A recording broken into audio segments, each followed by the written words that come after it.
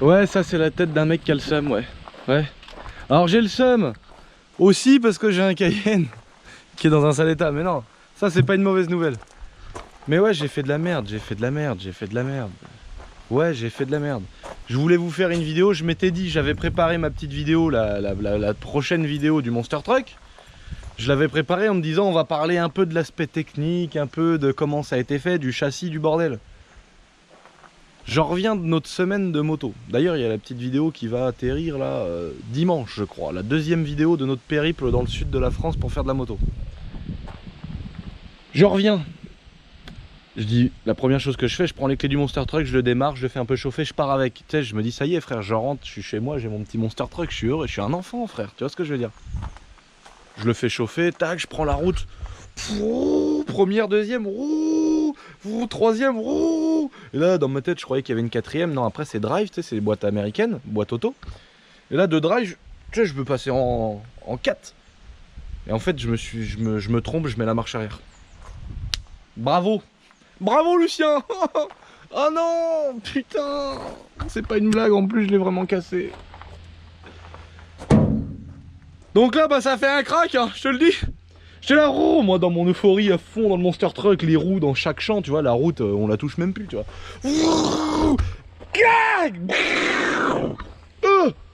Oh je dis non, dis-moi que c'est un truc de merde, Et là bah toutes les vitesses, hein, marche arrière, première, deuxième, tout ça c'est du point mort, je te le dis direct. Donc bah je vais te montrer ce que ça fait.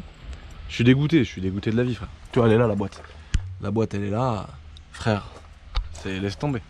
Alors je vais te montrer ce que ça fait. Ouais, c'est un peu chiant quand tu veux ouvrir la porte. C'est un peu chiant. Merde. Et même pour monter, hein, c'est un peu chiant, tu vois. Je sais pas si on se rend compte là, mais j'ai la tête, elle est vraiment tu vois, il y a quand même un effort à faire pour monter, tu vois. Alors moi, je mets un panard sur le pneu. Je prends le dessous du siège, moitié dans un amortisseur et le volant. Hop là. T'as vu, c'était un intérieur rouge de fou, frère. Regarde-moi, l'intérieur tout rouge. Les moquettes rouges, les sièges, les banquettes et tout. Le petit autoradio qui est pas là. Tableau de bord en cuir rouge et tout, panneau de porte. Même le sol est rouge, ciel de toit rouge. Mec, c'est... J'ai toujours rêvé d'avoir une caisse comme ça. Et tout fonctionne, hein. Les ventilations, le compteur. Voilà, donc j'appuie. Ça démarre au quart. C'est pas ça le problème, hein. Tu vois là, il tourne.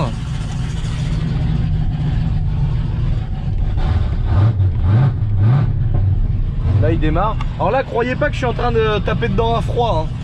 C'est vraiment que 1 mm de gaz, c'est un tube libre. C'est-à-dire que les 8 cylindres, c'est un V8 5 litres 8. Ils sont rejoints en un tube et ils crachent sur le côté. Et donc bah là tu peux constater que je suis en paix. Donc si je freine, tac, je mets la première. Je sais pas si on voit là.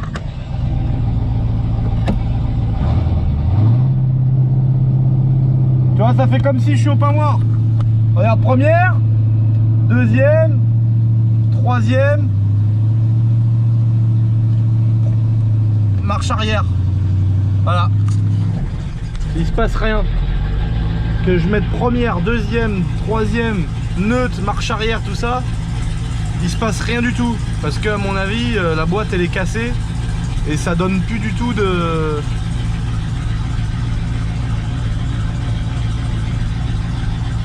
Maman, les petites femmes dans une Golf 1. Donc voilà. Voilà mon problème. C'est que donc, vu que quand je passe la première, deuxième, troisième, quatrième, nanana, il se passe vraiment zéro changement de régime moteur, etc. Je pense pas que ce soit la boîte de transfert. Parce que sur un modèle 4x4, tu as le V8, enfin le moteur, la boîte de vitesse, et au cul de la boîte de vitesse, tu as une boîte de transfert. Donc en fait, ça sort, la boîte de vitesse, elle est en 2 roues motrices. Elle envoie dans la boîte de transfert qui, elle, renvoie sur un cardan qui va au pont à l'avant pour faire le 4 roues motrices. Et là, l'avantage, c'est qu'il y a cette démultiplication, elle est déjà faite par les ponts et tout en bas, je vous montrerai. Donc en fait, la boîte de transfert, elle sert à rien sur ce modèle-là. Si, elle sert à te mettre vitesse lente, vitesse rapide, tout ça. Mais là, pour le coup, c'est pas la boîte de transfert, je pense, qui est morte. Parce qu'il n'y a pas de changement de régime moteur. Et si tu mets première, deuxième, troisième, ça engage d'autres engrenages dans la boîte. Donc même si ça force pas, parce que le véhicule avance pas, ça change au moins le régime moteur, tu sais, ça ferait... Tu sais, ça ferait un tout petit truc de merde, mais tu le sentirais. Là, il y a vraiment zéro différence. Donc à mon avis, c'est à la sortie de la queue de Villebrequin du V8, ça envoie plus du tout rien dans la boîte, quoi. Et à mon avis, il y a vraiment un pignon qui est libre ou un truc qui transmet plus rien. Donc à mon avis, c'est la boîte de vitesse qui est morte. Moulinette, il n'y a pas l'option cette année-là, mon copain. Donc pareil, un même chantier pour descendre. Tu jettes une patte. Tu jettes une patte sur le pneu, tac, comme ça. Et après tu sautes.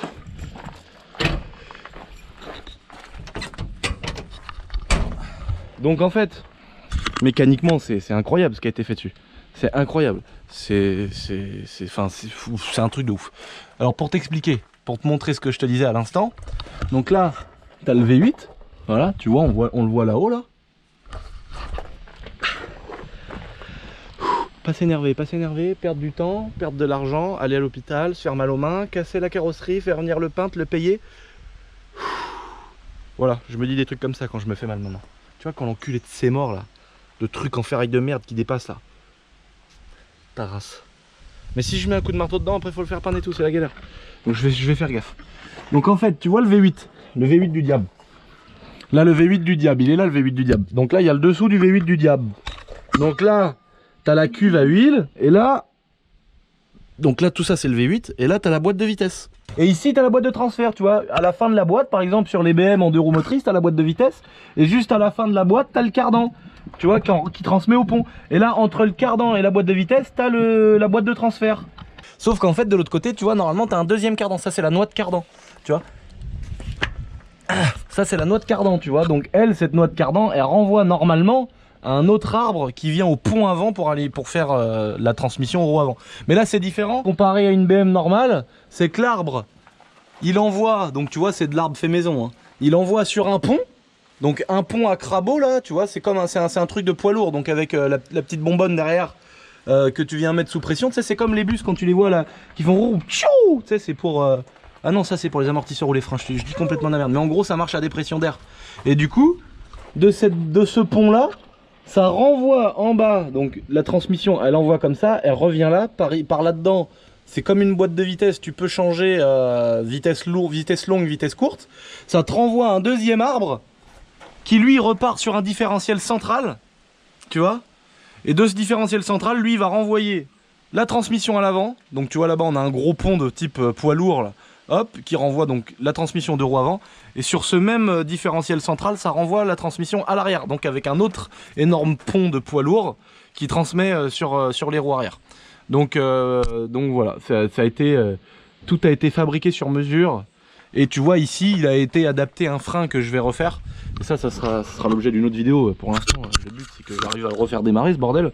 Enfin, que j'arrive à enfin m'en resservir parce que j'ai fait de la merde à casser la boîte. Donc là, je suis bon pour démonter la boîte. Mais en gros, tu vois, ils ont pété un disque de frein au milieu de l'arbre, tu vois, qu'ils ont adapté avec toute la boulonnerie du cardan. Et dessus, ils ont fait une patte. Voilà, tu vois, cette grosse patte en métal. Et ils sont venus poser un étrier de frein. Mais tu vois, à mon avis, ils n'ont pas trop dû vouloir se faire chier à descendre bien l'étrier. Parce que tu vois, il n'y a qu'un tiers du disque qui frotte sur les plaquettes. Donc moi, ce que je vais faire, c'est que déjà, je vais utiliser un étrier beaucoup plus gros, genre un étrier de Porsche Cayenne. Et je vais mettre un disque du même anthrax. Donc par exemple, si c'est pour Renault ou Peugeot ou je sais pas quoi, je mettrai un disque par exemple de Mégane RS. Si c'est l'anthrax BMW, je mettrai un gros disque de M5. Ou si c'est Audi, je mettrai un disque d'Audi R8 qui a un diamètre beaucoup plus important. Et sur lequel je pourrais venir foutre un énorme étrier de type Cayenne par exemple. Et on aura une beaucoup plus grosse surface de frottement et on aura un meilleur freinage. Parce qu'en fait, ce disque-là, c'est le seul freinage de tout le Monster Truck. Donc t'imagines un truc qui doit faire 3 tonnes 5. Et donc c'est là-dessus que réside tout le freinage. Donc c'est pour ça qu'il va falloir que je le revoie. Et mais ça va être, c'est cool parce que c'est des trucs sympas, tu vois, tu démontes le machin, tu trouves le disque, tu fais adapter, tu fais faire une petite pièce sur mesure. C'est mon kiff, c'est ma passion et moi ça a été mon rêve pendant des années d'avoir un putain de Monster Truck. Oh putain! Non, faut venir en marche arrière. Ouais. Oh putain, un livreur. Oh, j'espère que... Bon, ça va, je suis de bonne humeur. Parce que quand je suis de bonne humeur, je suis plus magnanime. Par contre, quand le livreur il arrive et que direct il me casse les couilles, ça dure 2 minutes. Si ça part en couille, je rallume la caméra. Maman, elle arrive. Oui. Tiens, prends un carton. Bah, ça fait plaisir d'avoir des livreurs sympathiques. Ah bon? Parce que on est très concernés par ce genre de problème. Ah bon? Ouais. Ah, bah oui. Ah oui. Par chez nous. Ah bah on s'est déjà battu plein de fois là. Non, je te rigole pas vraiment. Je te jure, des livres. Parce que je sais bien que ah non, c'est pas que ça pourrait, c'est que ça s'est passé. Ouais. Et des gars qui travaillent pour ta boîte en plus. Et des gars qui arrivent et qui sont vraiment pas agréables, tu sais, je sais pas. Il y avait de la boue, et les mecs qui jetaient mes cartons avec mes fringues blanches dans la boue en me disant oh, je m'en branle de tes cartons de merde. Et on s'est fait livrer des motos, les gars ils laissent la moto au milieu de la route, ils se barrent. Donc de voir des gens souriants et sympathiques, ça fait plaisir. Faut continuer comme ça. Ah bah oui, mais moi j'arrive bientôt au bout, hein. Attention. Ah bah oui, oh bah ça va quand même. Ça va quand même. Ah bah tu sais, dans 4 ans, logiquement, j'espère bien que... Ah ouais. Ah bah oui, j'ai fini moi. Bah bon Dieu. J'ai déjà 32 ans de maison, donc je... Ah oui. Bah oui. Ah bon donc Dieu. c'est pour ça que je suis gentil, parce que j'ai connu l'ancien modèle. Oui. C'était, voilà, et puis, de toute façon, ça sert à rien de se prendre la tête. Mais c'est clair, mais c'est clair. Il y a toujours moyen de s'arranger. Mais grave. C'est ce que je dis, mais ouais, mais tous les gars sont pas comme toi. Hein. Mais ouais, je sais bien. Bah merci en tout cas. Bon messieurs dames, bon après-midi. Bon courage. Fait bien plaisir. Comme quoi, vous voyez, une fois dans une vidéo, j'avais sorti une vidéo en disant je vais tuer un livreur. Mais vraiment mec, je suis parti à un point où je l'ai pas dit dans la vidéo parce que à l'époque je voulais pas trop être emmerdé, etc. Mais je me suis vraiment éclaté avec un livreur. C'est parti en couille de ouf. Les mecs ils arrivaient, mec, à 9 h du matin, ils jettent mes fringues, ils jettent mes vêtements, mec, mes vêtements boiseries. Ils les jettent dans la boue, frère. Et l'autre il me dit ouais, je m'en bats les couilles de tes cartons de merde. Et le gars il me connaissait pas, c'est même pas genre ça peut être un gars tu sais qui rage, qui m'aime pas, qui est, je sais pas moi, qui est jaloux, qui est tout ce qu'on veut, qui est un hater, tu vois. C'est même pas ça, c'est que le mec c'était un connard. Et moi j'avais fait une vidéo, je vais tuer un livreur. Alors les gens disaient oh, t'as quoi contre les livreurs? Mais tu sais, t'as toujours un gars qui croit que tu fais une généralité alors que c'est pas le cas. C'est comme les toughers. Tu vois, je suis là toujours en train de dire ouais les toughers. Mais j'ai rien contre les toughers en particulier. C'est que je suis tombé sur 3 cons, c'est tout. Et de voir des mecs comme ça, bah tu vois maintenant, je fais partie des clients qui remercient tous les mecs qui sont polis et gentils. Bah parce que mec ça devient rare, c'est malheureux, tu vois, ça devrait être normal. Ça devrait être normal que les gens soient de bonne humeur, soient souriants, sympathiques. Tiens, t'as mal au dos, je te donne un coup de main, tu veux pas sortir la moto, pas parce que t'es feignant, parce que t'as mal au dos ou parce que tu peux pas, je viens t'aider frère, tu vois. Mais juste sois agréable. On peut comprendre que tu sois pas genre le plus euphorique du monde parce que t'as eu une journée de merde ou parce que dans ta vie perso machin, mais c'est pas pour ça qu'il faut le retransmettre aux autres, tu vois. Moi j'ai perdu des membres de famille, il m'est arrivé des trucs bien graves quand je travaillais chez Kawasaki, bah j'étais toujours souriant aux clients et des fois je me forçais. Mais mec c'est ton travail quoi, voilà. Donc ça me fait plaisir quand ça se passe trop bien comme ça avec des bons livreurs. En tout cas ça n'a pas réparé ma bouette. Là c'est pas un amortisseur avec un combiné et un ressort fileté ou des choses comme ça. Et puis il y a des amortisseurs, donc en fait ça fait là, en guise de ressort, c'est simplement pour ceux qui connaîtraient pas, simplement des grandes lames de ferraille, tu vois, qui sont tordues et maintenues entre elles, et en fait ça va faire le même système à peu près qu'un ressort, comme un amortisseur classique de voiture. Et puis là tu as l'amortisseur, donc lui qui vient amortir et vient gérer le rebond de ce ressort là en fait, ça c'est un ressort en fait. Et puis après bah, tu as toutes les grandes barres, elles qui viennent faire que le pont ne vienne pas se décaler de droite à gauche, ou quand il se lève qu'il ait un certain débattement et qu'il n'en ait pas de trop. Et puis en dessous, tu as la grande biellette de direction, avec à l'intérieur bah voilà, les fusées de la roue, pareil, tu vois ça c'est le boîtier de direction, avec la colonne de direction qui descend dans le boîtier de direction assistée, parce que c'est une direction assistée, qui renvoie sur une biellette, cette biellette renvoie sur celle-ci qui vient faire tourner la fusée avant gauche, et cette fusée là elle est refixée sur la grande biellette qui vient faire tourner l'autre roue. Donc en fait c'est cette roue là qui renvoie l'information à l'autre. Donc voilà, c'est hyper intéressant point de vue mécanique parce que c'est un truc de fou. Donc c'est un châssis qui a été complètement fait sur mesure. Donc c'est les 2 gros IPN que tu vois là.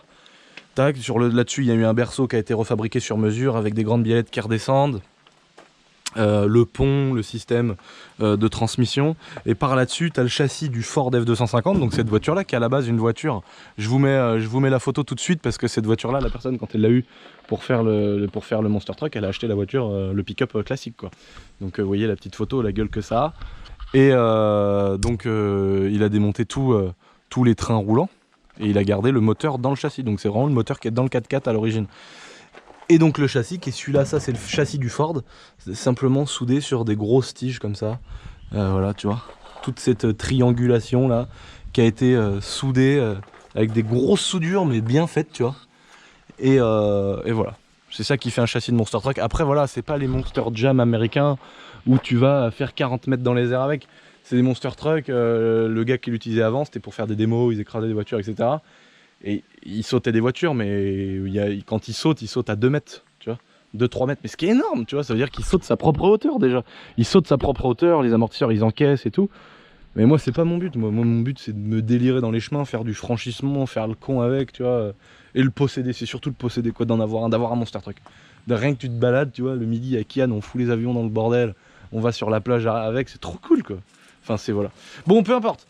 Donc pour commencer mon bazar, il va falloir que je démonte l'arbre de transmission. Donc je vais m'y affairer. Donc très simple, je vais commencer par ici, tu vois, simplement à défaire les boulons qui sont là. Tu vois, t'en as tous les 10 cm, là, tac, tac, tac, tac, tac. Et pour info, ceux qui ne connaîtraient pas, on entend souvent le flector sur les BMW. Le flector, en fait, c'est une pièce qui se met entre le cardan et cette partie-là.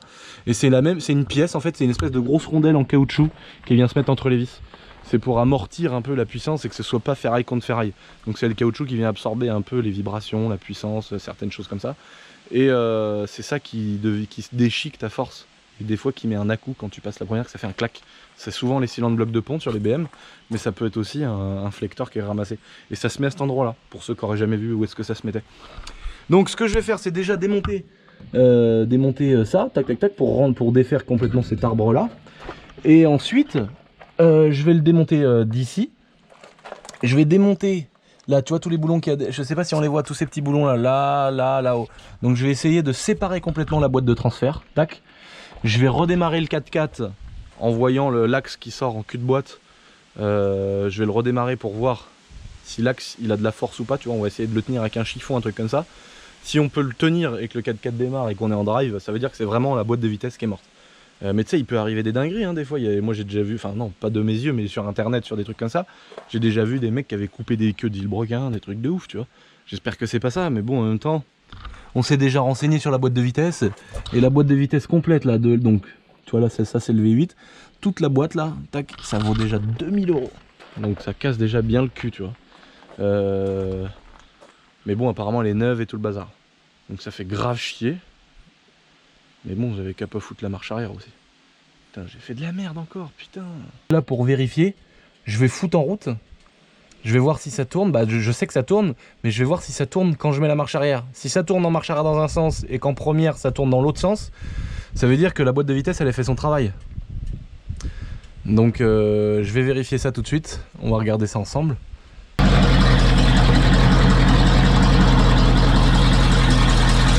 tourne comme ça.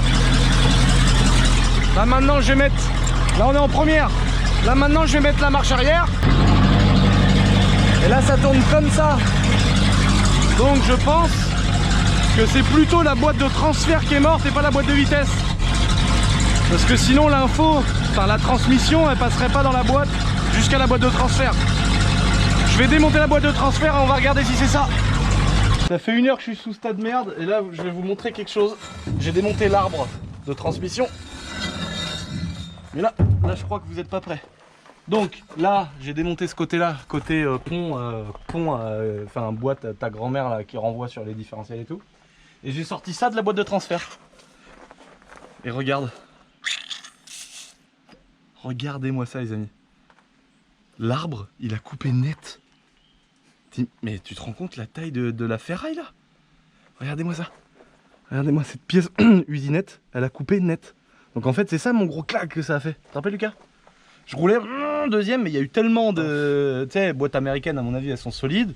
Il y a eu tellement de force dans le truc. Ça a fait inversion. Clac, le truc il a coupé net. Donc à mon avis, soit c'est une pièce fusible. Parce que je vois qu'elle est moitié usinée en truc là. Peut-être que c'est une pièce fusible et qu'elle est censée péter direct. En tout cas ma boîte de vitesse du coup n'est pas cassée. Donc au final peut-être que c'est rassurant pour moi. Ou alors peut-être que ça c'est cassé en plus du reste, j'espère pas. Donc je vais démonter, du coup là j'ai démonté toute la boîte de transfert pour rien. Parce qu'en fait j'avais juste le cul de la boîte de transfert à démonter là avec les grosses clés Allen. C'est ce que je vais faire maintenant je pense. Je vais démonter le cul de la boîte de transfert et ça se trouve, soit je change juste cet arbre là, soit je le fais réusiner, soit je le soude.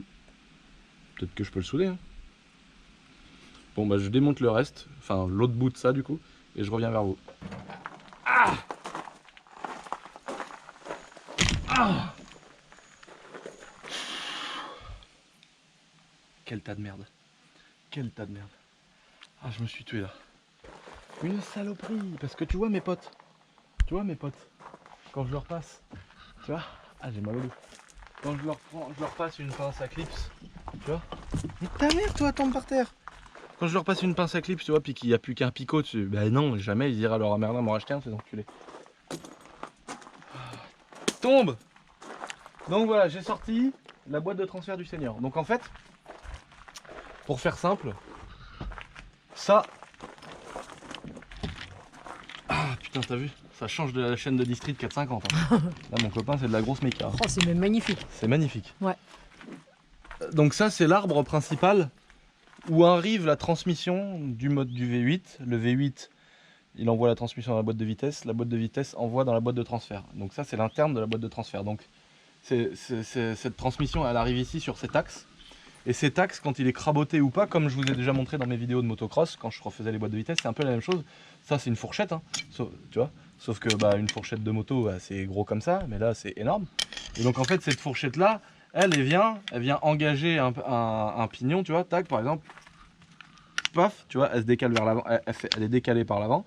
Et donc, du coup, tu vois, là, on entraîne les pignons. Donc ça, c'est l'arbre principal.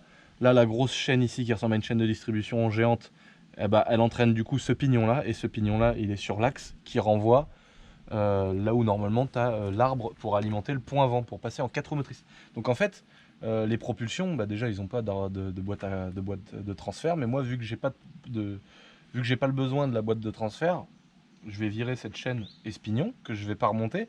Et je vais remettre cet axe-là. Mais d'abord, la panne, on l'a simplement trouvé. Je vous parle pas du principal. Le principal, c'est ça. Donc en fait, ce qui est cassé et qui est resté dans mon arbre de transmission, le voilà, le bout, qui est coupé net. Et en fait, lui, il va simplement là. Net. Voilà. Voilà comment elle est cassée, cette pièce. Tac. Voilà comment elle est cassée, cette pièce. Truc de ouf, hein. Ah oui, c'est propre quand même. C'est impressionnant, tu vois. C'est l'arbre complet qui a coupé net. Alors là, autant te dire qu'à refaire usiner cette pièce là, qui doit faire 40 cm de long, je sais pas combien ils prennent les mecs, mais il y en a qui font des trucs comme ça, mais là, ça, une pièce comme ça vaut une fortune à faire réusiner. Et en soudure, je sais pas du tout ce que ça vaut. Donc je pense qu'il faut la faire ressouder par un professionnel, peut-être. Peut-être qu'un professionnel, il peut la ressouder. J'en sais vraiment, je sais pas. Je sais pas si ça se ressoude et que ça tient. Je vais bien voir ce qu'on va faire. Si on trouve pas cet arbre là, on le ressoudra de toute façon. Donc voilà. Voilà l'histoire. Donc c'est comme une boîte de vitesse, sauf que celle-ci elle va sélectionner que 2 ou 3 vitesses, tu vois.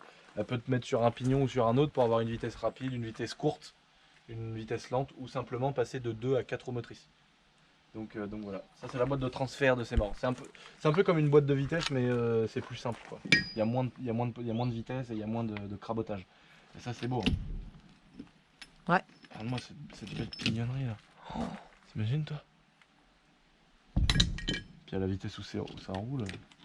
Regarde-moi cette chaîne. Ça, je vais me faire un bibelot. Tu te rappelles? Toutes les pièces. Un beau collier. Toutes les pièces. Oh là là. Ça pourrait être une arme. Hein? Dans la voiture. Ouais, bla. Blah, tu fous ça sur la gueule, mec. Mais Mal, oui. hein. Oh la vache. Oh, magnifique. Ah oui. Ça c'est beau ça. Ça faut le garder, ça c'est joli ça. Ça c'est de l'art ça, tu vois. Allez hop. À souder, c'est pesé. J'ai renvoyé cette petite pièce. On est devant le Monster Truck. Donc vous voyez le carter vide, tu vois. Donc là, c'est la transmission qui va sur le cardan avant, logiquement. Et là, c'est la sortie de boîte, en fait. Donc on a la boîte de transfert qui est ouverte.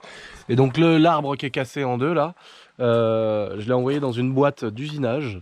Donc qui va me le rectifier, c'est-à-dire faire une coupe bien propre là où ça a cassé. Le percer des deux côtés, enfoncer un jonc qui fait pile le bon diamètre du trou pour le remboîter à la presse dedans. Et ils vont me faire une espèce de chanfrein. Donc un chanfrein, c'est creuser un peu là où ça a coupé. Et ensuite, cette pièce, elle partira chez un soudeur qui soude au laser et qui va pouvoir nous faire une soudure parfaite et super propre de tout le tour de la pièce. Mais le fait de chanfreiner, ça va aussi souder un peu à l'intérieur au lieu de souder qu'à l'extérieur. Donc j'attends ma pièce avec impatience et dès que je l'ai, je repose ça sur mon petit Monster Truck et on croise les doigts les amis, j'espère que ça va être nickel et que ça va suffire pour qu'il puisse enfin rerouler. Donc voilà les potes, merci d'avoir regardé cette petite vidéo, j'ai encore la crève. N'oubliez pas de vous abonner, c'est très important pour la suite, il y a pas mal de choses sympathiques qui arrivent. Donc voilà, grosse dédicace à vous, merci encore une fois d'être là les potes, je vous fais des gros bisous et je vous dis topette. Mais n'oublie pas quand même de t'abonner. I never lose, only learn a lesson. I'm a mutant, master splinter, past the finning.